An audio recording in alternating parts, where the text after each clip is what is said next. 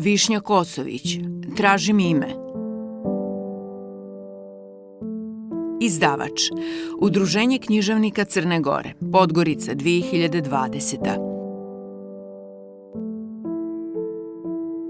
Pjesnička suza. Oni su se poznavali bez riječi i susretali se bez riječi.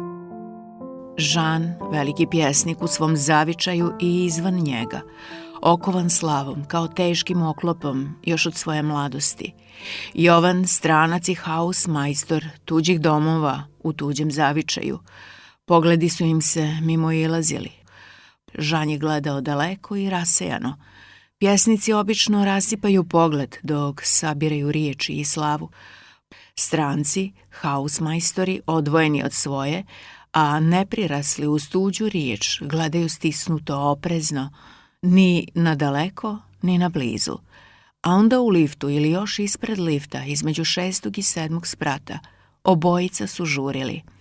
Gospodine pjesniče, izvinite, žurim da otvorim ulazna vrata, pokvarena su. Gospodine hausmajstore, drago mi je, ja sam prijavio da su vrata zatvorena. U liftu su opet zaćutali i krili poglede. U liftu se ćuti i ritmično diše. Dok je Jovan pokušavao teškim pajserom da otvori bravu koja se zaglavila, opsovao je nešto na svom jeziku.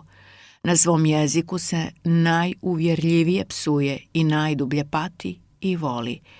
Žanu je ta rečenica zazvučala kao drevni, izgubljeni stih nekog zaboravljenog jezika koji opominje na smrt i slavu. Smrt i ljudska slava u neraskidivoj su uzajamnosti i neprestano se nadgornjavaju. Slava grozničavo i u pomamnom ritmu želi, makar donekle da nadigra smrt. Smrt ironično žigoše svaku slavu, upućujući je na njenu nedovoljnost. I smrt i slava nose boju i ukus svoga otrova. I jedna i druga opslužuju svoj otrov. Otrov slave je pitak, otrov smrti je opor, ipak najčešće im se miješaju ukusi. Žan je ovo izrecitovao kao na ispovjedi.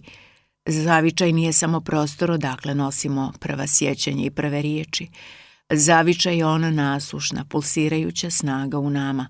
Kada ugušimo zavičaj u sebi, postaje nam tjeskobno i nelagodno u svim predjelima, hladno pred svim stihovima i rimama i magli nam zjena na svim stazama i pod svim svjetlima svijeta.